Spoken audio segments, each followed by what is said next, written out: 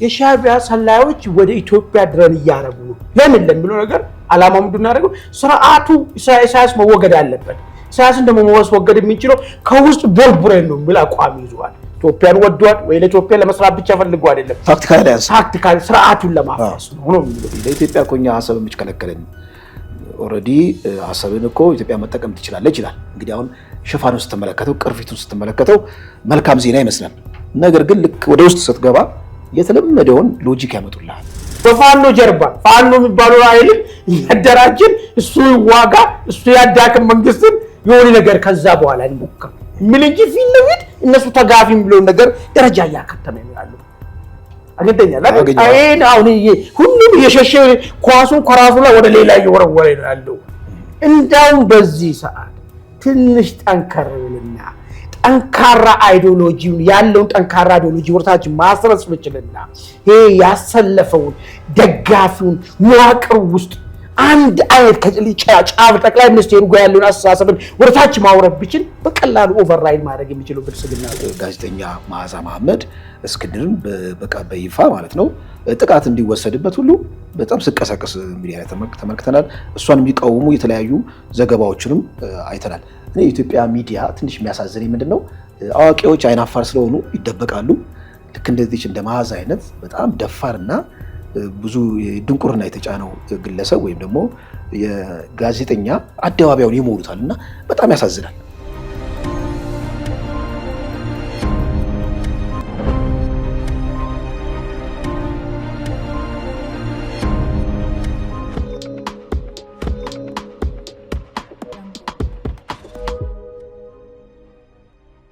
ሰላም ጤና ይስጥልኝ ውድ ተመልካቾቻችን የዕለታዊ ዝግጅታችንን ጀምረናል እንደተለመደው ሀገራዊ አጀንዳዎችን ወደ እናንተ እናደርሳለን በቅድሚያ ያዝነው አጀንዳ የኤርትራ የስለላ አባላት ወደ ኢትዮጵያ እየጎረፉ ነው ይሄ ጉዳይ ትንሽ መነጋገር ይሆናል በዚህ ላይ የምንለው ይኖራል ሌላው መረጃችን ወደ ሱዳን ይወስደናል ሱዳን ላይ የቲፒኤልኤፍ አርሚ ሰባ ማለት ነው እንዲሁም ደግሞ የሻዕቢያና የአልቡርሃን ጦር አንድ ጥምረት ፈጥረው ወደ ኢትዮጵያ አዲስ ጦርነት ለመክፈት ዝግጅት ላይ እንደሆኑ መረጃ ወጥቷል ሌላው መረጃችን የኤርትራ አምባሳደር በአሜሪካ የሆኑት ማለት ነው ኢትዮጵያን አሰብን አልከለከልናትም ዝግጁ ነን ብለዋል ይሄ ነገር ምን ማለት ነው ብዙ ጊዜ አሰብን እንሰጣለን ሲሉ ጆሮ ጭው የሚያደርግ መረጃ ነው በዚህ መረጃ ዙሪያም ከባልደረባዬ አማኑኤል መንግስቱ ጋር ለሚቀጥለው ግማሽ ሰዓት አብራችሁን እንቆያለን እንደተለመደው ቻናሉ ላይክ ሰብስክራይብ ያደርጋችሁ አብራችሁን እንድትቆዩ እንጋብዛችኋለን አማኑኤል ሰላም ደህና ለመነሻነት ትንሽ እዚህ የኤርትራ ጉዳይ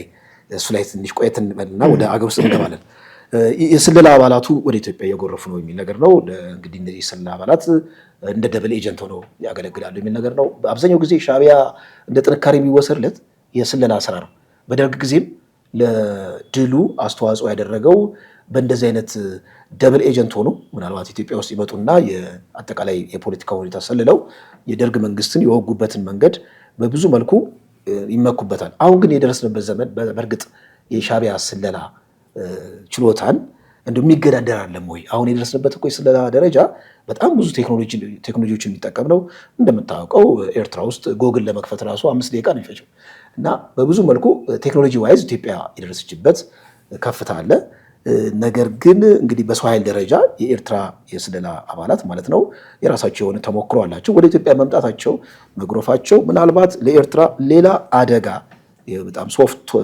ሶፍት ፓወር በሆነ መልኩ ኤርትራ ላይ ትልቅ ችግር ሊፈጥር ይችላል የሚል ነገር አለ ከዚሁ ጋር አያይዤ ምናልባት ወደ አምባሳደሩ ሄዳለሁ እዚህ ላይ ተወሰነ ሐሳብ ካንተ ልቀበልና ወደ አምባሳደሩ በጣም ጥሩ እንግዲህ ሆርን ሪቪው የሚለው እንትን ላይ ድረገጽ ላይ አንድ ጽሁፍ ወጥቷል እዛ ላይ ነው እንግዲህ ጽሁፉ በስፋት ምንድነው የሚያመላክተው ጽሁፉ የኤሪትሪያ የስለላ ባለሙያዎች ወደ ኢትዮጵያ እየገቡና ለኢትዮጵያ መንግስት አብረው ለመስራት ወይ በሌላ አነጋገር ምንድነው ደብል ኤጀንት እየሆኑ እየሰሩ ነው ይሄ ዋና ዓላማው ደግሞ ስርዓቱን ከውስጥ ለማናጋት ተብሎ ነው እስካሁንም በኢትዮጵያ በኩል እርምጃ ያልተወሰደበት ይሄ ዘመናዊ የሆነ አካሄድ ስርዓቱን ከውስጥ የመናድና የስለላ ጦርነት እየተከናወነ ነው ያለው ኦሬዲ ወደ ማጠቃለያ ምዕራፍ ላይ ደርሷል ቋንቋቸው ተደባላልቋል የሚል ነገር ነው እንግዲህ ሆርን ሪቪው የወጣው እንግዲህ ሆርን ሪቪው እዚህ ላይ የቀረበው ጽሁፍ በአብዛኛው ሆርን ሪቪው ላይ የሚቀርበው የኢትዮጵያ መንግስት ቅርብ የሆኑ ሰዎች የሚጽፉት እንትን ነው ይሄ መድረክ ላይ ማለት ነው። ስለዚህ ይሄ ጽሁፍ በገለልተኛ ሰው ነው ተጻፈው ወይስ የኢትዮጵያ መንግስት ኢንተረስት ነው እዛ ላይ ሪፍሌክት ያደረገው? አንድ መታየት ያለበት እሱ ነው። ሁለተኛ የሻዕቢያ ሰዎች በስለላ የግደፍ ሰዎች በስለላ ጠንካሮች ናቸው የሚል ነገር ይነሳል። አንተ ያነሳው ነገር አለ። ሪሊ እነሱን ሊገዳደር የሚችል ቴክኖሎጂ ባለመኖሩ ነው ጠንካራ የሆኑት ወይስ ምንድነው የሚለው ነገር ብታይ እኔ ምናልባት ጥንካሬያቸው ብዬ ከማስቀምጠው ኮሚትመንታቸው ደግሞ ከምንድነው መጣ ብለን ካሰብን ይሄ ከኤሪትሪያ ብሔርተኝነት ለዚህ ኤርትራ ብሔርተኝነት ማንኛውንም መስዋዕትና ታማኝ ከመሆን የመነጨ ነገር ነው እንጂ ዓለማውን ያለበት ስለያ ቴክኖሎጂ ሰዎችን ማብቃት ደረጃና ሻዕቢያ ሰዎች ያሉበት የሰማይና ምድር ሊላራቅ ይችላል። ነገር ግን በዚህ በቴክኖሎጂ ልክሶ የማይችለው ኮሚትመንት ለምሳሌ የኢትዮጵያ ስለያ ሊሆን ይችላል። እንደምናውቀው ኢትዮጵያ ውስጥ ለምሳሌ የነበሩት በአብዛኛው በችሎታቸው ሳይሆን ወደ እንደዚህ ነገር የሚገቡት ከዘመድ አዝማድም በአካባቢነት ነው። በአብዛኛው የትግራይ ልጆች ነበሩ። የወያኔ እንደዛ ነበር። ከትግራይ ልጆች ደግሞ በጣም እየጠበበ ደግሞ ሲሄድ ሽሬ፣ አክሱም፣ አድዋ አካባቢ ነበሩ። የሚገርም ነገር ማለት ነው። ሌላው ቀሪ ህዝብ ለዚህ ተቋም ባዳ የሚሆንበት ሁኔታ ነበረ። አስብ እንግዲህ አሁን እንደዚህ በወገንተኝነት ላይ ተመሰረተ ለዚህ ቦታ ላይ ሰዎችን ስታመጣ የተሻለ ችሎታና ዕውቀት ያለው ሰው ወደዚህ እንዳይመጣ ነው የምታደርገው ነገር ማለት ነው። ኤሪትሪያ ጋር ሲመጣ ኤርትራ ከሚለው ቴሪቶሪ ውስጥ ካሉት ውስጥ ከምታመኑት ውስጥ እነሱ ደግሞ ለኤርትራ ሟች ሆነው በዚህ ሂደት ውስጥ የሚያገለግሉበት ሁኔታ ይፈጠራል ማለት። ስለዚህ በቀላሉ ትንሽም ቢሆኑ ለትላልቅ ሀገራቶች ችግር ሊፈጥሩ ይችላሉ። ጫውታው ምንድነው? ኢትዮጵያና ኤርትራ መካከል ሳይሆን ኢትዮጵያና የአራት ከተማ ልጆች አድዋ፣ አክሱም፣ ሽሬ መካከል ነው የሚሆነው ማለት አይደለም እንትኑ ማለት። ለዛ ነው ሻዕቢያና የኢትዮጵያ ኢንተለጀንስ ሲታወዳደሩ ሰማይና ምድር የሚሆንበት የነበረውና ሻዕቢያ ጠንካራ ውስጥ የነበረው። አሁን ይሄ ነው የቀጠለው ወይስ ችሎታ ያላቸው ሰዎች ናቸው ወደዚህ ተቋም እየገቡ ያሉ ኢትዮጵያኖች ናቸው እየገቡ ያሉ? አሁንም እንደ ቲፒኤልኤፍ ዘመን የተወሰነ ጓደኝ የዘመድ ምናምን የሚቀጥል ከሆነ አሁንም የሚሆነው ነገር ቅድም ያልኩ ነገር ነው የሚሆነው። ነገር ግን ከኢትዮጵያው ሙሉ ለዚህ ስራ ፊት የሆኑ ሰዎችን ኢንተለጀንት የሆኑ ሰዎችን ኢንተለጀንስ ይራሱ እኮ ኢንተለጀንት ሰዎች እኮ ገብተውበት የሚሰሩ እንደዚህ አይነት ሰዎች የሚመለመሉ ከሆነ ኤርትራን አይደለም ለአፍሪካ ማስጊ የምንሆንበት ሁኔታ ይኖራል።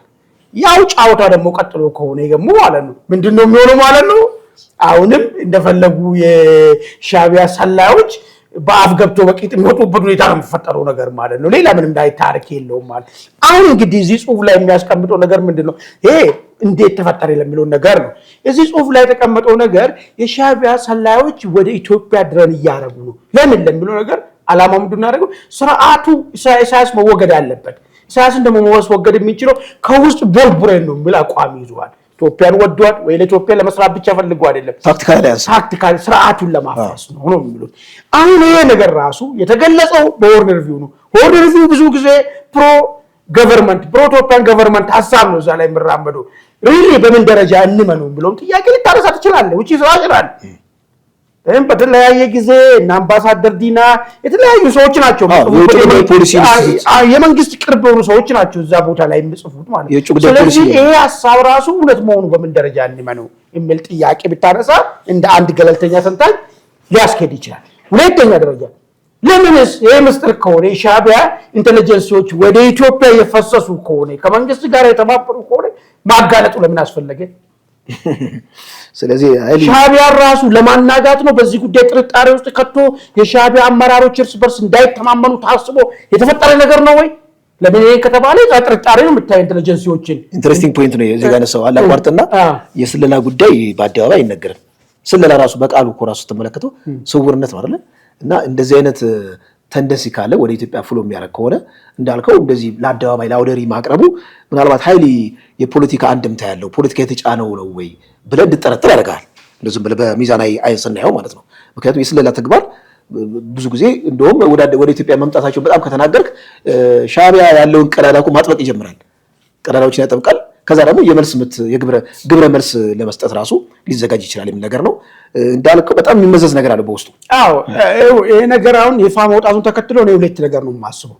አንደኛ በስውር የሚሰራው ስራ ኦልሬዲ ያለቀ ነገር ከሆነ ይሄ ማለት ምንድነው ቡርቡራው ምን ማለቱ ሁሉ ነገር አልቆ ካናጋ በኋላ ከዚህ በኋላ ፐብሊክ ስታረገው ሁለተኛ ፐብሊክ በማድረግ ሻዕቢያ ውስጥ የሚፈጠረው ነገር ማለት ነው ጫውታውን ባንዴና ለመጨረሻ ለማፍረስ ያደረሰበት ደረጃ ላይ ከሆነ ሚስጥሩን ትገልጻለህ። አንደኛው ነገር። ሁለተኛው ነገር ግን እንዲሁ ዝም ብሎ ፕሮፓጋንዳ ዋርፌርም ሊሆን ይችላል። ሳይኮሎጂካል ዋርፌር በፕሮፓጋንዳ የምትድበት አይን ነገርም ሊሆንም ይችላል። ከሁለቱ አንዱ ነው የሚሆን። አንደኛ ኦልሬዲ ጫውታው አልቋል፣ የሚሰራው ስራዎች አልቋል። ከዚህ በኋላ ወደ አደባባይ ካወጣ በኋላ ሻዕቢያ ይህን ነገር ለመቆጣጠር ቁጥጥር ሲጀምር ይዝና ሰንሰለቱን ከበጠስክበት በኋላ ምንም የሚደረግ ነገር ስለሌለ ያከተመ ነገሩ ስለሆነ ፐብሊክ ማውጣት አንድ። ሁለተኛ ዝም ብሎ ሻዕቢያን በሳይኮሎጂካል ዋርፌር ለማናጋት ታስቦ ኩክ ተደርጎ የወጣም ነገር ሊሆን ይችላል ነው። ይሄ ነው የምታዩት። ብዙ ሴናሪዎችን ማስቀመጥ ይቻላል። አድማጭ ተመልካቾቻችን እናንተ በዚህ ሀሳብ ላይ የራሳችሁን ሀሳብ እንድታክሉ እንጋብዛችኋለን። ቻናላችንን እግረ መንገዳችሁን ላይክ እና ሰብስክራይብ እንድታደርጉ እንጠይቃችኋለን። እዚሁ ጋር ወደ ተያዘው መረጃ ስንሄድ የኤርትራ አምባሳደር በአሜሪካ ማለት ነው እርሳቸው አንድ ሀሳብ አጋርተዋል። ይህ ሀሳብ ትንሽ በጣም ግራ የሚያጋባ ነው። ማለት ለኢትዮጵያ እኮ እኛ ሀሳብ የምችከለከልን ኦልሬዲ አሰብን እኮ ኢትዮጵያ መጠቀም ትችላለች ይላል። እንግዲህ አሁን ሽፋኑን ስትመለከተው ቅርፊቱን ስትመለከተው መልካም ዜና ይመስላል። ነገር ግን ልክ ወደ ውስጥ ስትገባ የተለመደውን ሎጂክ ያመጡልሃል። ባህር በር የሌላቸው ሀገሮች፣ ላንድ ሎክድ የሆኑ ሀገሮች በዓለም አቀፍ የውሃ ስምምነት በዓለም አቀፍ ኮንቬንሽን መሰረት ያንን የመጠቀም መብት እኮ አላቸው፣ የባለቤትነት ጥያቄ አንሱ እንጂ ብለው የተለመደውን ማብራሪያ አስቀምጠዋል። አይ ቲንክ እዚህ ጋር ይህንን ልክ እንደ መንደርደሪያ ያነሱት ምንድን ነው አንድ ኮንቨርሴሽን ሊያወጣ ሀሳብ ነበረ። ምንድነው የሚለው እዛ ሀሳብ ላይ ኢትዮጵያና ኤርትራ ወደ ጦርነት ይገባሉ ብሎ ተንብየዋል። መግባታቸው የማይቀር ነው የሚል ነገር ነው። ያ ነገር በጥንቃቄ መያዝ አለበት ብሎ የወጣውን ሀሳብ እሱን ተችተው ነው እንግዲህ ግብረ መልስ የሰጡት እና የሻዕቢያ ምናልባት የአሜሪካ አምባሳደር የተመረጡት ያው በኢሳያስ አገዛዝ ውስጥ በጣም አምባገነን አገዛዝ ስለሆነ ዝም ብሎ አምባሳደሮች ሀሳባቸውን ተነስተው በአደባባይ ይናገሩ። በደንብ እዝና ሰንሰለቱ በጣም የጠበቀ ማዕከላዊነቱ በጣም የጠበቀ ስለሆነ በአሜሪካው አምባሳደር አማካኝነት አሜሪካ ውስጥ ባለው የሻዕቢያ አምባሳደር የኤርትራ አምባሳደር አማካኝነት ሀሳቡ እንዲገለጽ ያደረጉት ምንድነው እንግዲህ ከባድ ስጋት አለ። ይሄ ጦርነት የሚለው ነገር ነው በጣም የቆረቆራቸው። እንዴት ከዴርሲ ባለቤትነት ጋር በተያያዘ ይህን ሀሳብ ይንሸራሸራል ብለው ተናግረዋል። እዚህ ላይ የምትለው ከሌለ ወደ የሚቀጥለው መረጃ እሺ፣ የሚቀጥለው መረጃችን ምንድነው? ወደዚህ ወደ ሱዳን የተሰማ ነው። ሱዳን አካባቢ ከዚህ ቀደም እንደምታውቀው የአርሚ ሰባ የተባለው ዝም ብሎ ጥፍትልም ይላል። አሁን አንድ መረጃ ወጥቷል። መረጃው ምንድነው? ጽምዶን በተመለከተ የጽምዶ ዋና ዘዋሪ የተባለው ልፍታይ ወይም ደግሞ ብርሃነ ገብረ ክርስቶስ መሰለኝ ስሙ የአባቱ ስም፣ እሱ ታስሯል። ጀነራል ጉሽም ታስረዋል። ስለዚህ ጽምዶ ላይ ትልቅ ችግር ተፈጥሯል ተብሎ ሲባል አንድ ናይል የምትባል ሌላ የጀነራል የቲፒኤልኤፍ ጀነራል ልጅ ጉዳዩ እንደተቀበለችው እና ወደ አስመራ እንደተሻገረች በሚዲያ ተመልክተናል ማለት ነው። በመሆኑም ጽምዶ ስቲል አለ ማለት ነው። ግለሰቦች ናቸው እንጂ ከአካባቢው ገለል የተባሉት ገለል እንዲሉ የተደረገው እንጂ ጽምዶ ስቲል አሁንም ኦፕሬት እያደረገ ነው የሚለው ነገር ማረጋገጫ ተገኘ እና አንድ የወጣው መረጃ ምንድነው? እዚህ ኤርትራ ላይ ጥምረቱ እንደውም ስሙ ምን ይላል? ሀሽባ ይላል። የሀሽባ ስምምነት ይላል ወይም ቲኢኤስ አሊያንስ ብሎ ያስቀምጠዋል። ይሄ በዚህ ስምምነት መሰረት ሎጂስቲክ፣ ነዳጅ፣ እህልና ስኳር 15 ተሳቢ የሚሆን ማለት ነው በዚህ በዛላንበሳ በኩል ምልልስ ሲደረግ ነበር። ዳት ሚንስ ለኦፕሬሽኑ ወይም ደግሞ ለጦርነቱ ዝግጅት ይመስላል። 10 ቢሊዮን ብር የሚገመት ገቢ ለማሰባሰብ በይፋ ተጀምሯል። ጥር 13 ነው እንግዲህ ይካሄዳል የተባለው። ኦልሞስት እንግዲህ ተካሂዷል ማለት ጥር 13 ማለት አልፏል። ከዛ ጀምሮ ነው እንግዲህ ይሄ ገቢ ማሰባሰብ ስራ እንደሚጀምር ያስቀመጠው። መንገድ ጥርጊያ ሽራሮና አድዋ አካባቢ ለጦርነቱ ለዝግጅት እንዲያስፈልግ መንገድ ጥርጊያ እንደተጀመረ መረጃው ይፋ አድርጓል። ሌላው ጦርነትን የሚያደናቅፉትን ከአሁኑ በቁጥጥር ስር መዋል። ጀነራል ጉሽ ማለት በአደባባይ ወጥተው የቲፒኤልኤፍ አካሄድን የሞገቱ ናቸው። እንደውም ባለፈው ከነበረው የጦሩ አመፅ ጋር በተያያዘ እጃቸው አለበት የሚል ነገር አለ እና እርሳቸው ትልቅ ስራ ስለሚሰሩ ከውስጥ እየቦረቦሩ ስለሆነ እነዚህን ሰርጎ ገቦችን ማስወገድ አለብን የሚል ስራ እየተሰራ ነው። ይሄ ልፍታ የተባለው ወይም ደግሞ ጽምዶን ሲዘውር የነበረው እሱንም ጨምሮ ወደ 19 ሰዎች ታስረዋል የሚል ነገር ነው። እንግዲህ ይሄ ሁሉ ቅድመ ዝግጅት ስትመለከት ምንድነው ያለው ስትል ወደ ጦርነት ለማምራት በእርግጥ ዝግጅት ጨርሰዋል ብለህ እንድጠይቅ ያደርጋል። ይህን አጠር ያለ ሀሳብ ተመልከተ ተንተረሰ የተወሰነ ሀሳብ እስቲ እንግዲህ እኔ አሁን የጦርነት ጉዳዩን ሳየው ማለት ነው በጣም የራቀኝ ይሄድ ያለ ነገር ይመስለኛል። የሆነ ፌሪ ቴልስ ሆነ ተረት ነገር ለምን መሰለኝ ሻዕቢያ ምንድን ነው የሚፈልገው? አንድ በጣም ብዙ ጊዜ ስንገልጽ መጣን ነገር አለ። ሻዕቢያ የሚፈልገው በህወሓት ጀርባ ሆኖ የሱ እጅ ሳይታይ የሱ ሰው ኃይል ፊት ለፊት ሳይሳተፍበት ኢትዮጵያን የማዳከም ጦርነት ህወሓት እንዲጫወተው የሚፈልገው በለስ ከቀናው ስርዓቱን ቀየረ ካልሆነ ግን ቀስቶ እንዲይዘውና ኢትዮጵያ መንግስት ወደ ኤሪትሪያ ያለውን ብሔራዊ ጥቅም እንዳይጠይቅ ማድረግ ነው ሻዕቢያ ፍላጎት ያለው ነገር እንጂ ፊት ለፊት ቆሞ መዋጋት ፍላጎትም አቅምም የሌለው ኃይል ነው። ይሄ ፋክቱ አሁን ይሄ ነው መሬት ላይ ያለው ነገር ማለት ነው። ሻዕቢያም ደግሞ ማነው ህወሓትም ደግሞ ከጊዜ ወደ ጊዜ አቅሙ የከዳውና ልክ የሻዕቢያን አይነት ስትራቴጂ እየፈለገ ነው ያለው። ሌላ ኃይልን ሌላ ሸማቂ ኢትዮጵያ ውስጥ ያለን ፋይናንስ አድርጎ በዛ ጀርባ መጫወት የሚፈልግበት ነገር ለምን በጣም የራቀው እየሄደ ነው። አያው ያ ሁሉ ተሰንጥቆ ሀራ መሬት ሄዶ የህወሓት ሰራዊት ነው እሱ ነው ኢትዮጵያን ይወጋል ተብሎ ተጠበቀ ነበረው። ያ ሁሉ የሰለጠነ የጦር መሪዎች ተገንድዞ ሄዷል። ያ ሁሉ ልምድ ያለው ሰራዊት ሄዷል። ይነስም ይብዛምም ሰራዊት ማለት ባይዞ ሌላ ምንም ተአምር የለውም። ጦርነት በትምህርት ቤት ምን አይደለም ኤክስፒሪየንስ ነው፣ ቶክስ ማወቅ ነው። እነዛ ቲዲኤፍ ሰራዊት ነበሩ፣ ይዋጉ ነበሩ። ልጆች ናቸው፣ የሚካድ ነገር አይደለም። ልምድ አላቸው ማለት ነው። እነሱ ከዚህ ውስጥ ግማሹ ተገንድሰው ወደዛ ሄደውበታል። ሲኒየር መሪዎቻቸው ተገንድሰው ወደዛ እየሄዱ ነው። በቲንከሮቻቸው ሌቨል መግባባት እየጠፋ አንድ የነበራቸው ሁሉም የደነዙ ነበሩ። ከደበሩት ውስጥ አንድ የተሻለ የሚባል ጌታቸው ነበር። ጌታቸው መጥቶ መንግስት ጋር የገባበት ዘመን ላይ ነው ያሉት። እነዚህ ሰዎች አሁን ይህንን ተቋቁሞ ጦርነትን ሊፈጥሩ የሚችሉበት አእምሮ አላቸው ወይ ካልከኝ እሱም እየከዳቸው ይመስላል። እነሱም ደግሞ ልክ እንደ ሻዕቢያ ምን አይነት ሀሳብ ነው እያመጣሉ? በፋኖ ጀርባ ፋኖ የሚባለው ኃይልን እያደራጅን እሱ ይዋጋ እሱ ያዳክም መንግስትን የሆነ ነገር ከዛ በኋላ እንሞክር ምን እንጂ ፊት ለፊት እነሱ ተጋፊ የሚለውን ነገር ደረጃ እያከተመ ነው ያለው። አገኘኛል አይን አሁን ሁሉም የሸሸ ኳሱን ከራሱ ላይ ወደ ሌላ እየወረወረ ነው ያለው። እንዳው በዚህ ሰዓት ትንሽ ጠንከር ብልና ጠንካራ አይዲዮሎጂውን ያለውን ጠንካራ አይዲዮሎጂ ወርታች ማስረጽ ብችልና ይሄ ያሰለፈውን ደጋፊውን መዋቅር ውስጥ አንድ አይነት ከጫፍ ጠቅላይ ሚኒስትሩ ጋር ያለውን አስተሳሰብን ወርታች ማውረድ ብችል በቀላሉ ኦቨርራይድ ማድረግ የሚችለው ብልጽግና ነው። የሚገርም ነገር በዚህ ሰዓት ግን ያው የመዋቅር ችግር አለበት። እንደምታየው መዋቅር ውስጥ ያሉ ሰዎች ሪሊ ጠቅላይ ሚኒስትሩ የሚለው ነገር ይገባቸዋል ወይ ጥያቄ ነው ያለው። እንዲገባቸው ተደርጎ ነው የተሰበሰቡት ወይ ጥያቄ ነው ያለው።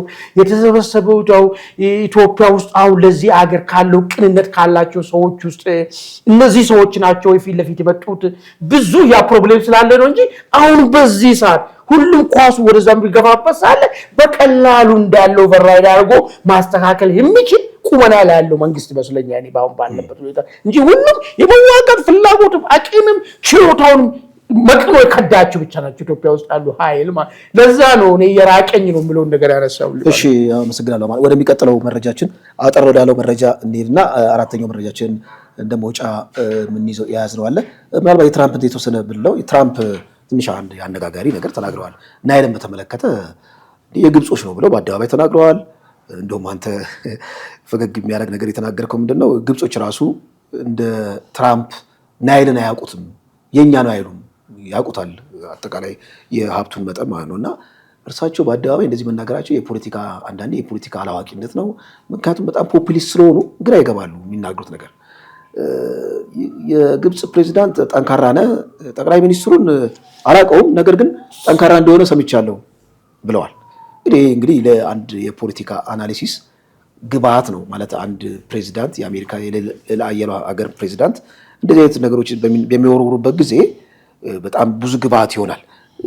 ትንሽ ጠንከር ብለዋል እዚህ ናይል ላይ ምንድነው ማለት ካሁን በኋላ እጃችንን ጠምዘው እንግዲህ ግድቡን አናፈርሰውም ካሁን በኋላ አይደል ስለዚህ ምንድነው ሊሆን የሚችለው ግድቡ ላይ የውሃ አለቃቀቅ ውሃ ሲለቀቅ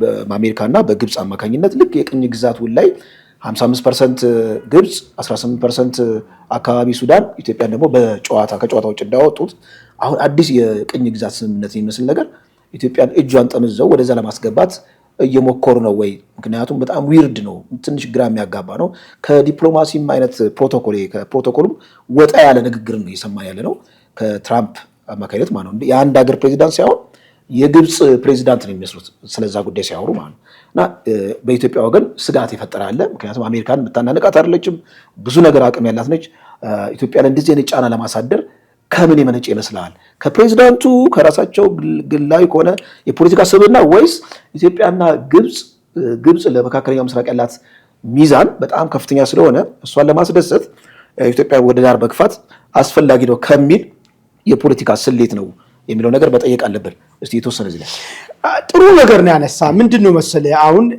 ለምንድነው አሜሪካ በዚህ ደረጃ ኮንሰርን የሆነችው አሁን እናው እንደው ሲምፕል ነገር ሲናንሳ አሁን ያለው መንግስት ስለማይታዘዝ ከሆነ እየተባለ ያለው ነገር ግን መንግስት ጋር ብቻ የሚቆም ነገር ሳይሆን የኢትዮጵያ ህዝብ ጋርም ጭምር ነው መጣው ኢትዮጵያ ህዝብና አሜሪካ ምን አይገኙ ይኖራቸዋል ይሄን እኮ አባይን የራሳችን ሀብት መሆኑን የምንረዳ በ120 ሚሊዮን በላይ የሆነ ህዝቦች እኮ አለን ከዚህ ዋጋራ የራሳችን ጣፋንታ መያያዝ አለበት ብለን የምናስብ በዚህ ጉዳይ ላይ ይሄን መንካታችሁም ብሎ ትራምፕ አንድ የአሜሪካ ሪፕሬዘንት የሚያደርጉ ግለሰብ ፕሬዝዳንት ይሄ እንደዚህ ብሎ ሲናገሩ አሜሪካና ኢትዮጵያ መካከል ምን አይነት ግንኙነትና አረዳድ ሊፈጠር ይችላል የሚልም ነገር ማሰብ ያለበት ይሄኛው ከመንግስት ጋር ብቻ ለመታየት ያለበት አሜሪካ የምትባል ሀገር በሀብታችን ላይ ጣልቃ ገብታ የግብጽ ባሪያ አረገች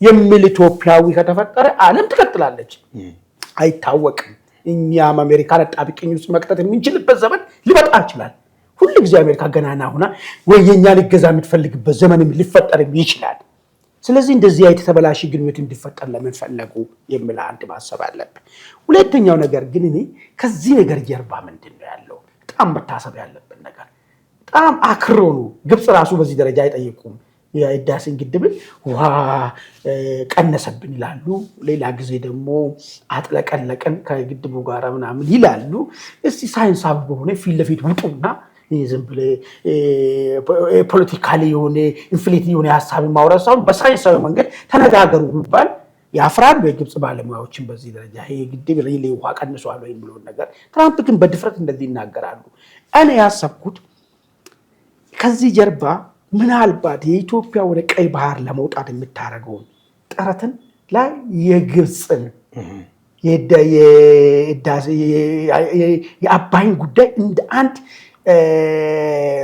እጅ በጠምዘዣ አድርጎ ሊጠቀሙ ፈልጎ ነው ወይ ትራምፕ የመክበቡ አካል ማለት ነው አው ከበባ አለ አይደል እሱ ብቻ ከዛ በሻሽ እኛ ወደ ቀይ ባህር ልንወጣ ነው ኦኬ ቀይ ባህር የምትወጣ ከሆነ ካሮትና ስቲክ የሚባል ነገር አለ አይደል የአባይን ጉዳይ እንደ ዱላ አምጥቶብን ይሆን ወይ እንደ ፕሪኮንዲሽን ማለት ነው አዎ ይሄን የምታረጉ ከሆነ ይሄኛውን ጉዳይ ለምን መሰለኝ ከዚህ በፊት ትራምፕ ያኔ በዛኛው ሲዘናቸው ያቀረቡት ብቸኛ ሀገር ነች ሪጀክት ያደረገችው አረቦቹና እስራኤሎች ያቀረቡት ሐሳብ ተቀብሎ ተስማሙ አይደል ኢትዮጵያ ዞር ብሎ ከዚህ ብላ ነው በህዳሴ ግድብ ላይ የተቀረበው ሐሳብ ማለት ድርቅ ሲሆኑ አትለቃለሽ ምናምን ባለው እኮ ኢትዮጵያ ነች አንቀበልም በሚል ብቸኛ ነንኛ ይሄ ሪጀክት አድርገን ያኔ ትራምፕ ያሳፈርን ሰዎች ነን አሁን ልከኛ ፍላጎት ወደ ቀይ ባህር የመውጣት ፍላጎት ሲመጣ ኦኬ ይሄን ልታሳኩ ይሄን ደግሞ ትለቃላችሁ የሚል ነገር ይዞብን ልመጡ ፈልጎ ነው ወይ ለምን ከዚህ በኋላ እኛ እኮ ኦሬዲ የአባይ ጉዳይ እኮ ዴድ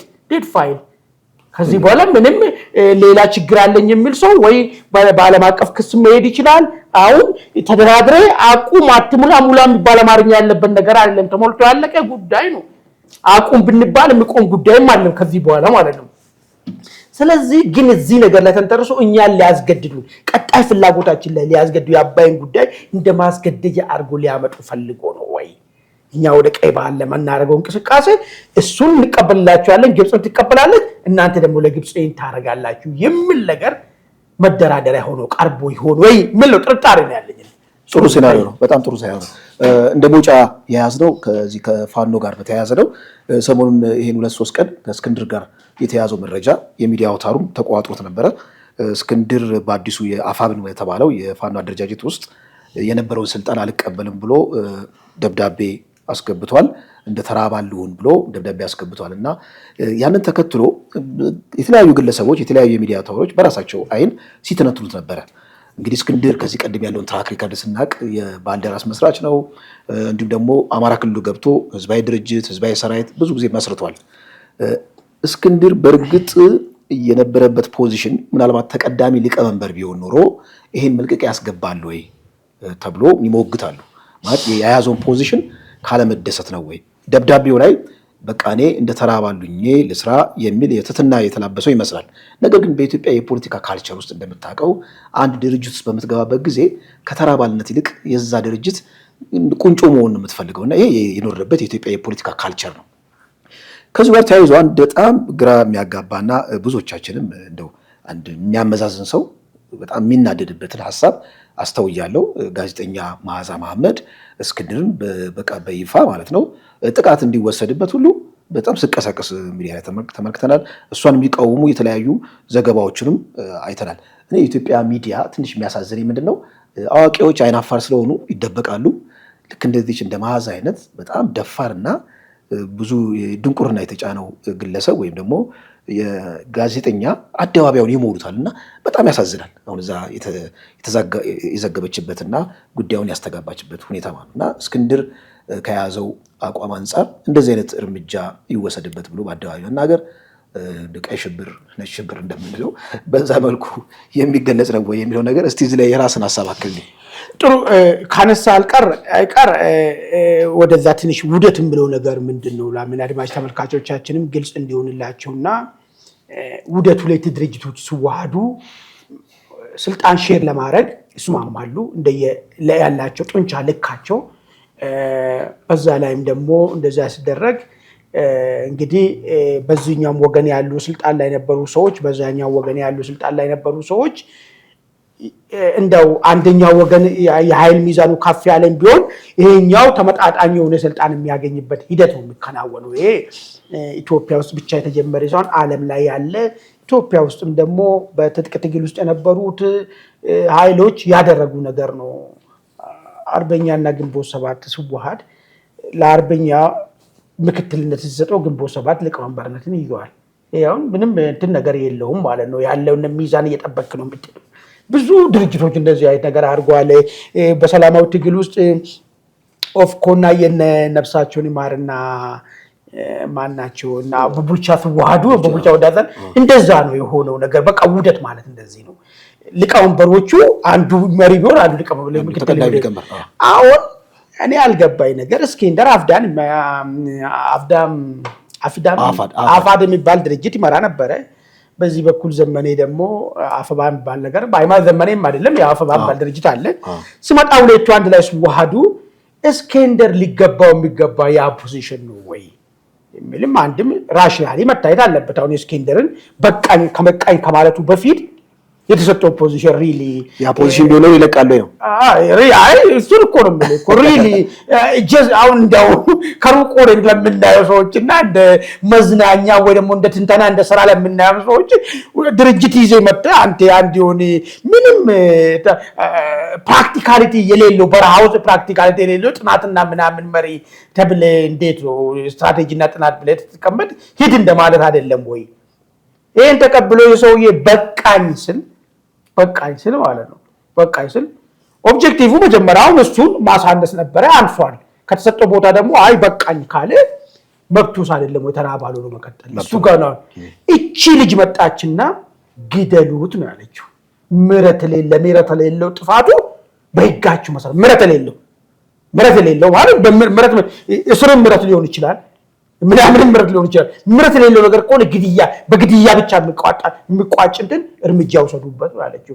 እቺ ልጅ ዝም ብላ ነው ወይ የምታወራ ወይስ እነዛ ሰዎች በዛ በኩል ያሉ ሰዎች ጋር እንዴት ነው የምትታየው የሚለውን ነገር ማሰብ ነው።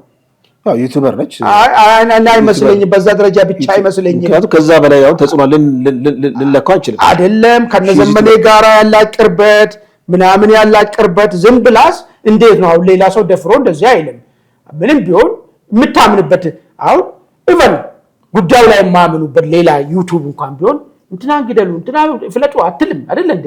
ትፈርዳለህ እንደው ግን ልጅቷ ለመሰለ ከዚህ እንፈርዳለን አንፈርድም። ግን የልጅቷ ለመሰለ ትራክ ሪከርዷ ዝም ብለህ ወደ ኋላ መለስ ብለህ ስትመለከት ወያኔ ወደ ሸዋ በመጣበት ጊዜ ያንተ ጦርነት አይደለም ማተሳተፍ ብላ እኮ በአዳራሽ ሲቀሰቅስ ነው። ታዲያ ከዛ ስንት አማራው ደግሞ ተከትሎ አዳራሽ ሞልቶ ሲያጨበጭብላት ነበሩ። ደግሞ ማለት ጀግናችን ስላተ ነበሩ ስንት አማራ ነው ገበይ አክቲቪስት ናት እቺና ዩቲዩበር አይደለም አክቲቪስት ብቻ አይደለም። ስንት አማራው ውጭ ሀገር ላይ አንቺ ነሽ ጀግና አማራ አዋቂ ያሉት ሲያጨበጭቡላት ነበሩ። ገብተኛል።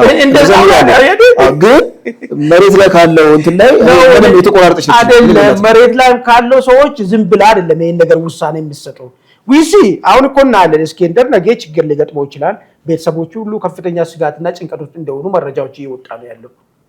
እቺ ልጅም ደግሞ የሸዋ ሰዎች ባይገልቡት እስኬንደርን ከወሎ ሰዎችን ልትልቅ እየተንቀሳቀሰች መሆኑም አንዳንድ መረጃዎች እየወጡ ነው ያሉት። እንደዛ ደረጃ እኔ ከፈል አረጋት እንደዚህ የምታየውናል የምንሰማውናል በቅርብ ጊዜ ማለት ነው። ከወሎ ሰዎችን ልካ እስኬንደር አሁን በዚህ ሂደት ውስጥ ምንድን ነው ጣፋንታው? ትግሉ ቆይደ በአጋጣሚ ምንድነው ዛሬ አይ ቲንክ የሱን መልቀቂያ ተቀብለናል ብሏል። ፌስቡክ ላይ ስመለከት ካሁን በኋላ በተራ አባልነት መቀጠል አለበት የሚል ነገር ሰምቻለሁ። እኔስ እንግዲህ ከውዝግቡን ከዚህ በላይ መሄድ አንችልም መሰለኝ። ካለን ሰዓት አንጻር የሚቀጥለው ዝግጅታችን ላይ እነዚህና ሌሎችን አካተን በስፋት እንሄድበታለን። አድማጭ ተመልካቾቻችን እኛ በተወሰነ ደረጃ የተነጋገርንባቸውን ለመከራከር የሞከርንባቸውን አጀንዳዎችም የራሳቸውን ሀሳብ እንድታክሉ እንጋብዛቸዋለን። በሚቀጥለው ዝግጅት እስከምንገናኝ ድረስ ቸር ቆዩን።